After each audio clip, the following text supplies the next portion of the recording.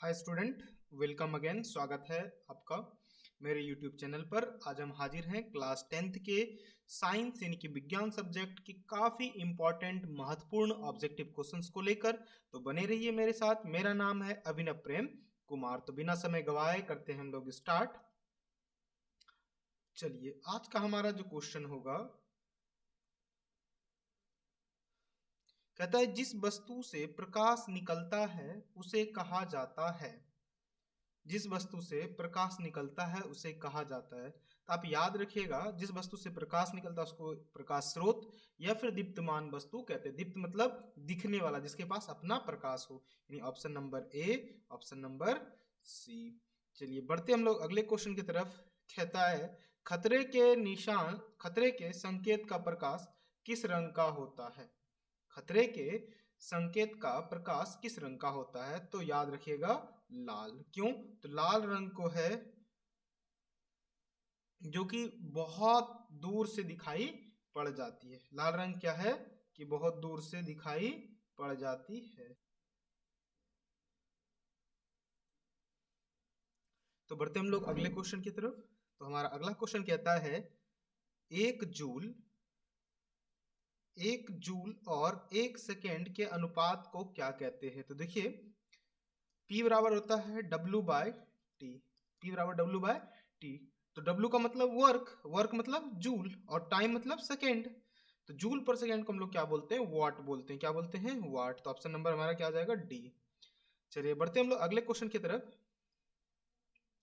कहता है चुंबकों के सजातीय ध्रुवों के बीच परस्पर क्या होता है? सजातीय मतलब एक जात का, सजातीय मतलब एक जात का, मतलब दोनों या तो साउथ पोल या फिर दोनों नॉर्थ पोल, दोनों साउथ पोल या तो दोनों नॉर्थ पोल। और जब सजातीय होता है तो क्या करता है? प्रतिकर्षण होता है। ऑप्शन नंबर हमारा क्या हो जाएगा? बी। चलिए बढ़ते हम लोग अगले क्वेश्चन की तरफ। कहता है विद्युत मोटर परिवर्तित करता है। आप देखिएगा आपके घर में जो विद्युत मोटर है वो क्या करता है? जब उसमें बिजली देते हैं तो उससे क्या होता है कि वो घूमने लगता है। यानी इसका मतलब हुआ कि विद्युत ऊर्जा को वो क्या करता है? यांत्रिक ऊर्जा में बदलता है। यानी ऑप्शन नंबर क्या हो जाएगा? बी। चलिए बढ़ते हम लोग अगले क्वेश्चन की तरफ। काफी आसान आसान क्वेश्चन है और बोर्ड मॉडल क्वेश्चन है। देखिए कहता है लेंस की क्षमता का एसआई मात्रक, लेंस की क्षमता का एसआई मात्रक। तो देखिए लेंस की क्षमता कैसे निर्धारित होती है? उसके फोकस दूरी से। यानी यदि किसी लेंस की फोकस दूरी 1 मीटर है तो उसकी क्षमता 1 डायोप्टर होगी। यानी कि एम 1/m कहिए या फिर एम इनवर्स कहिए, बात एक है। चलिए तो इसका क्वेश्चन हम लोग सेट कर लेते हैं। इधर है, फटाफट क्वेश्चन आ गया। हाँ देखिए, तो ऑप्शन नंबर हमारा क्या हो जाएगा? सी। Option number C. चलिए बढ़ते हम लोग अगले क्वेश्चन की तरफ। कहता है कि आकाश का रंग नीला क्यों प्रतीत होता है? देखिए आकाश का रंग नीला प्रतीत होता है प्रकीर्णन के कारण। किसके कारण? प्रकीर्णन के कारण। तो ऑप्शन नंबर क्या हो जाएगा? बी। चलिए बढ़ते हम लोग अगले क्वेश्चन की तरफ। कहता है विद्युत चुंबकीय प्रेरण की खोज किसने की थी? विद्युत चुंबकीय प्रेरण की खोज किसने की थी? तो आप याद रखिएगा मैक्सवेल। किसने? मैक्सवेल। चलिए बढ़ते हम लोग अगले क्वेश्चन की तरफ।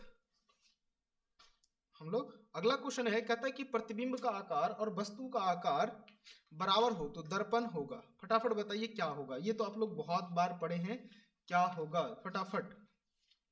वस्तु का आकार दर्पण प्रतिबिंब के आकार के बराबर है। चलिए तो आप याद रखिएगा समतल। समतल दर्पण में क्या होता है? जितना वस्तु होता है उतना ही प्रतिबिंब भी होता है। अच्छा, अगला देखिए क्या है। एक सेकंड।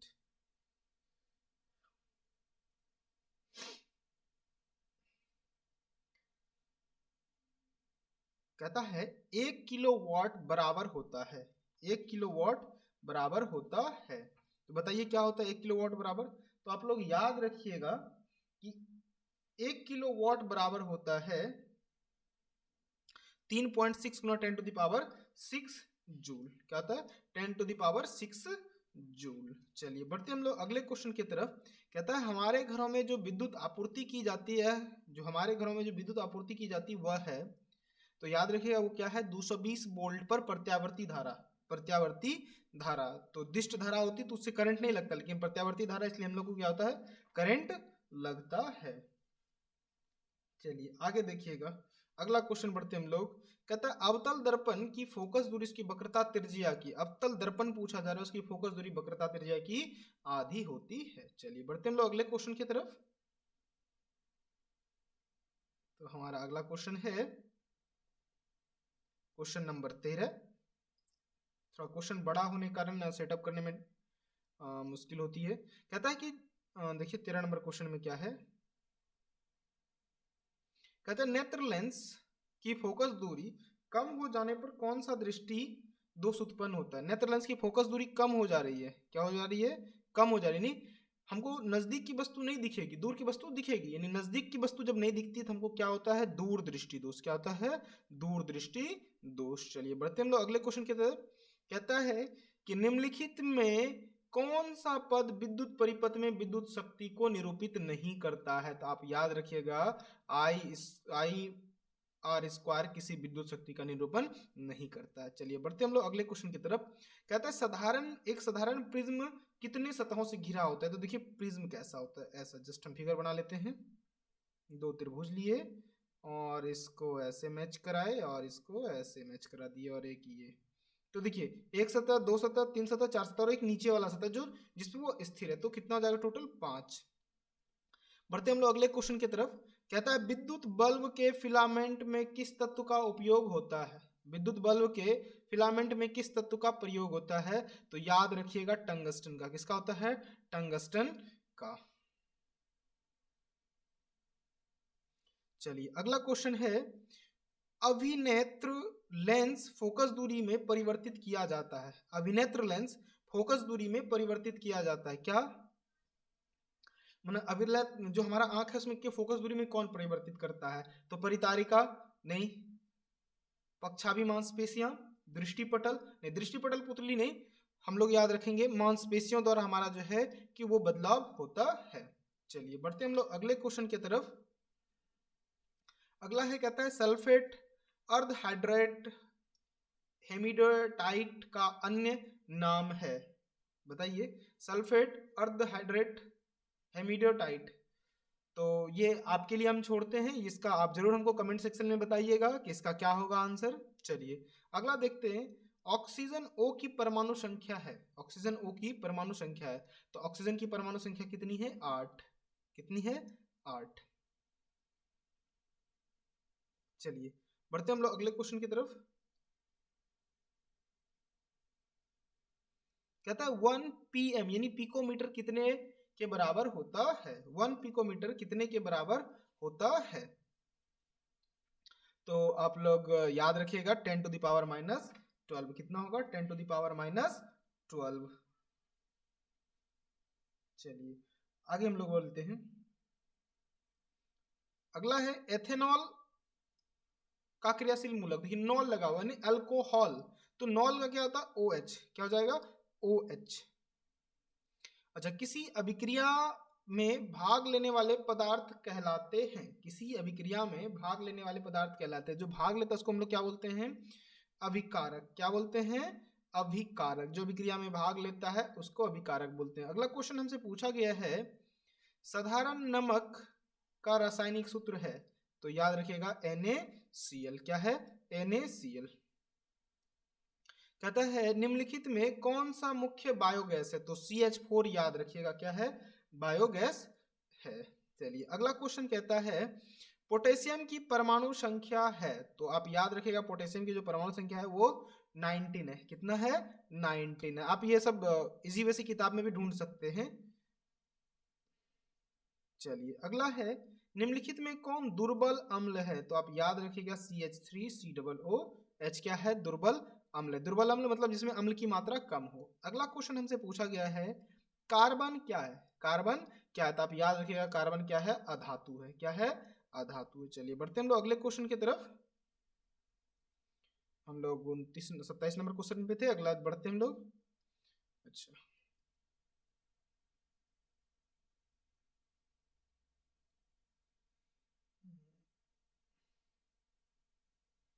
ये रहा आपका 28 नंबर क्वेश्चन।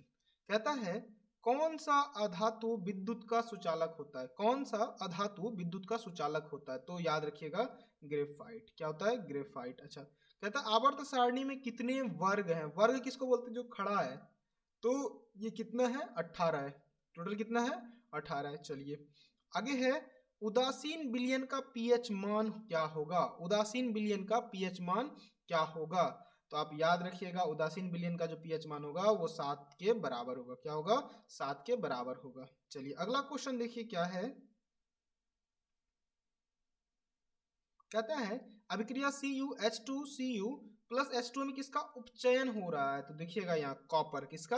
कॉपर का। तो आंसर हमारा क्या आ जाएगा? सी। चलिए बढ़ते हम लोग अगले क्वेश्चन की तरफ। कहता है सोडियम का संयोजकता कितनी है? सोडियम Na परमाणु संख्या 11 होता है। 2 8 के बाद कितना बचता है? 10, यानी कि 1। ऑप्शन नंबर क्या हो जाएगा? 1। इसलिए ये क्या होता है? धातु है और ये इसके साथ विद्युत संयोजन होता है या फिर आयनिक बंधन बनता है। कौन शून्य वर्ग का तत्व है? शून्य वर्ग मतलब अक्रिय गैसों का। अक्रिय में कौन होता है? हीलियम। क्या होता है? हीलियम। चलिए अगला है, जल दिवस कब मनाया जाता है? देखते हैं भाई, आप लोग आंसर दीजिए। जल दिवस कब मनाया जाता है?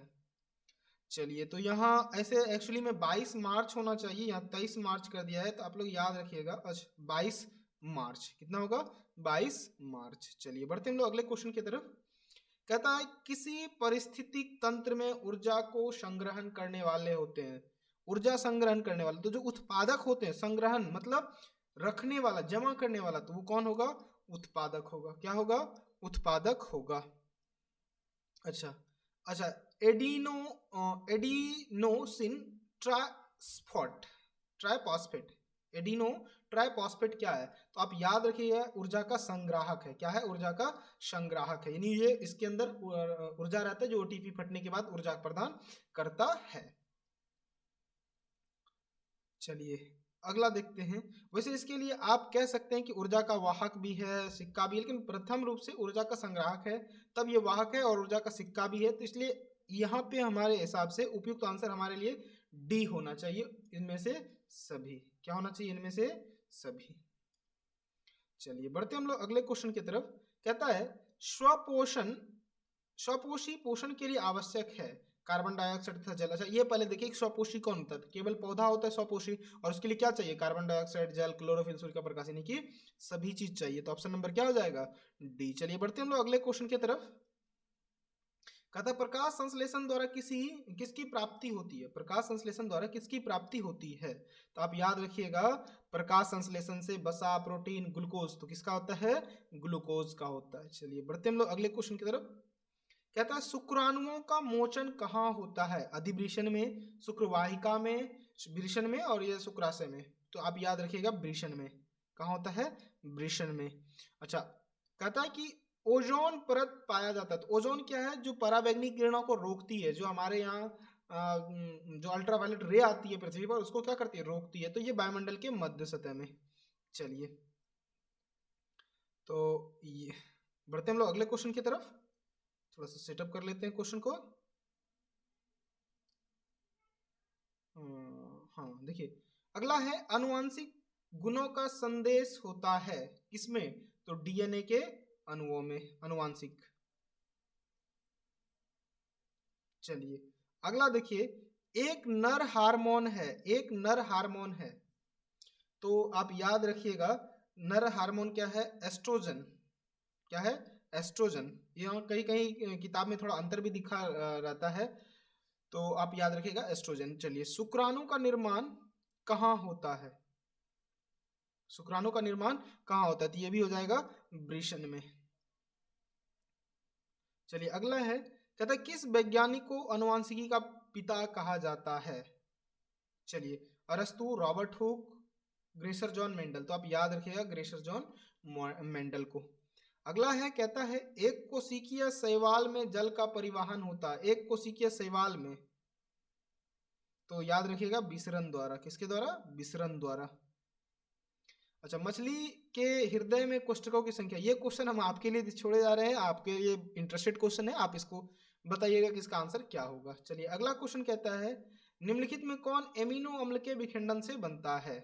एमिनो अम्ल के विखंडन से बनता है। तो फटाफट बताइए। तो अब याद रखिएगा NH3।